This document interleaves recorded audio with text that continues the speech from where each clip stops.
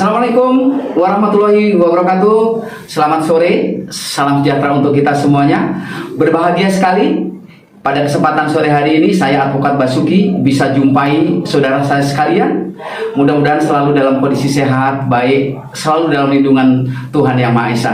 Seperti biasa, Varia Banten Podcast kali ini ya dalam satu acara yaitu Advokat Basuki Menjawab akan membahas satu hal yang betul-betul menjadi meresahkan buat orang tua, buat masyarakat, yaitu terkait tawuran. Baik, sebelum kita melangkah lebih jauh, perlu diketahui oleh kita semuanya bahwa tawuran itu bisa terjadi kapan saja dan di mana saja. Dan umumnya ini terjadi adalah di kalangan pemuda, di kalangan anak-anak, di kalangan generasi muda yang akan menjadi penerus bangsa kita. Sangat disayangkan. Sering kita dengar tawuran antar kampung, ya. Sering kita dengar pelajar A tawuran dengan pelajar B, sekolah A dengan sekolah B. Apa sesungguhnya pemicu sehingga terjadi tawuran? Yaitu biasanya hanya hal-hal sepele, hanya hal-hal yang ringan, yang semuanya masing-masing tidak bisa kendalikan diri, tidak bisa kendalikan hati, sehingga hal yang mestinya mudah diselesaikan mencuat ke permukaan, sehingga satu sama lain saling gesek. Mereka berkumpul, mereka berserikat, lalu merencanakan satu tawuran.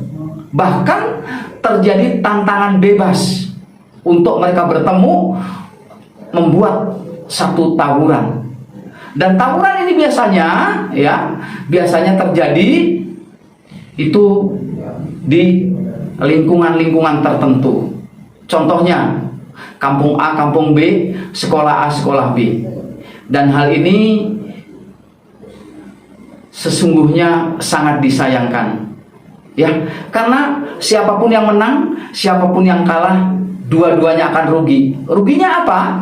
Kalau mereka yang menang barangkali tidak terluka, ya, barangkali badannya tetap segar bugar, tapi akan ada konsekuensi hukum dari itu. Lalu bagi yang kalah, minimal ada baret di tangan, baret di wajah, minimal.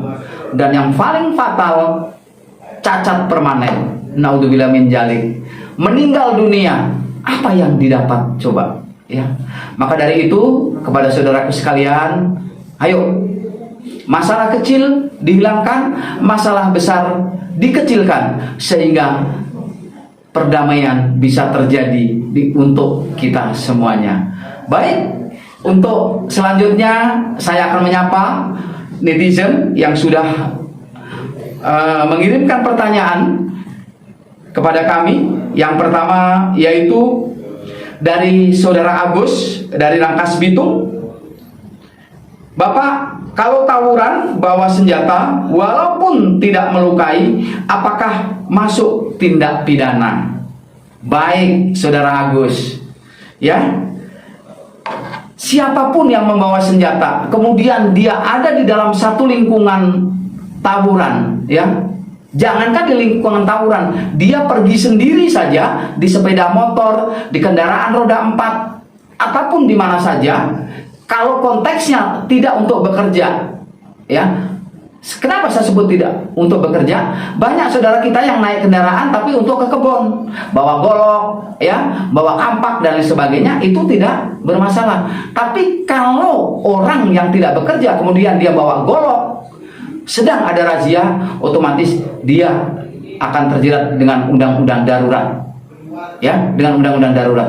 Sama, ada sekelompok orang yang mereka tawuran lalu bawa senjata, walaupun tidak dipukulkan, walaupun tidak digebukkan, walaupun tidak dibacokkan, itu tetap satu pelanggaran dan itu tetap kena sanksi, yaitu dengan undang-undang darurat.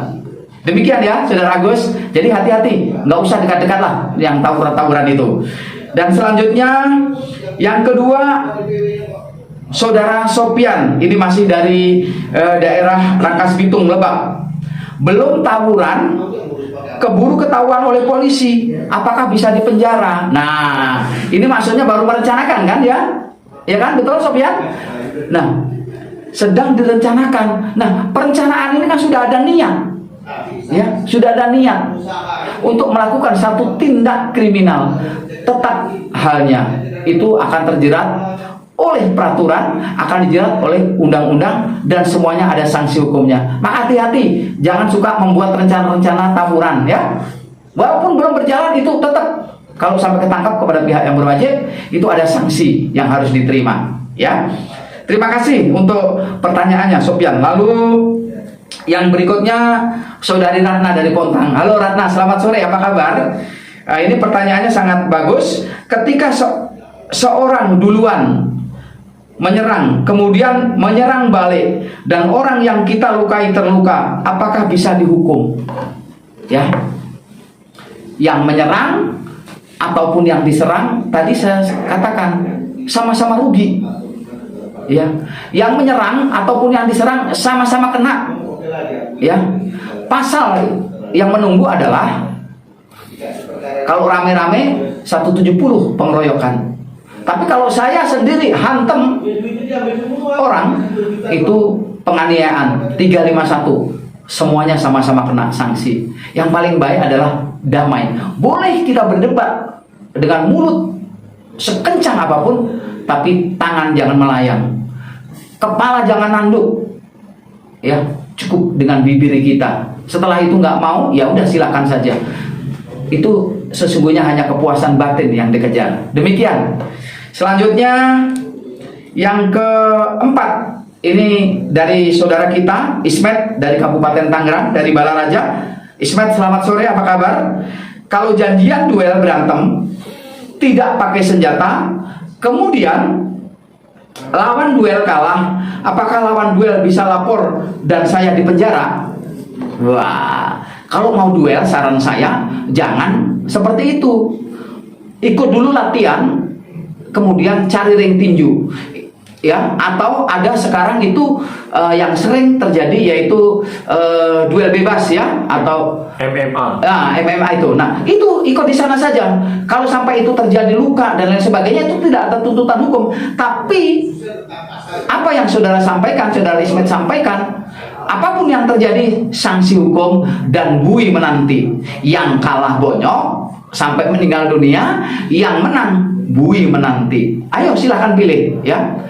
Sekali lagi, jangan pernah terjadi itu. Kalau memang mau adu kekuatan, masuk ke ring, dan di sana pun ada hadiah menanti. Hadiahnya adalah uang dan dikasih penghargaan, medali dan lain sebagainya. Itu adalah cara yang baik untuk melepaskan energi yang besar daripada energi untuk tantang-tantangan. Ya, jangan sampai terjadi. Sudah tidak zamannya. Jangankan sampai nantang, nomor sedikit aja, orang bonyok sedikit aja, sudah itu persoalan. Ya, gitu loh, penganiayaan dan lain sebagainya. Hati-hati, Ismet. Demikian ya. Sebaiknya kita nggak usah tantang-tantang orang, nggak usah berantem-berantem. Apapun itu akan masuk. Ya. Terima kasih Ismet. Terima kasih. Nanti untuk lebih jelas, Ismet boleh langsung WA ke redaksi. Nanti redaksi akan jawab. Ya. Terima kasih Ismet. Lalu ada pertanyaan berikut yang kelima, Hanin dari Merak. Pak, kalau saya laporkan orang yang mau tawuran, apakah saya dijamin keselamatannya? Wah, perbuatan yang mulia Hanin. Ya, pertama, Hanin menyelamatkan banyak orang, karena dari tawuran itu kita tidak tahu pasti apakah akan ada jatuh korban ataukah tidak, kan nggak ada satu kepastian. Tapi kalau Hanin laporkan ini, itu dapat pahala pertama, dan pasti Hanin dijaga oleh pihak berwajib. Dalam hal ini adalah kepolisian, di mana Hanin melapor.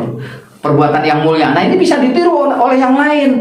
Jangan kita tahu orang sedang janjian mau tawuran, kita cuek saja. Tidak boleh itu.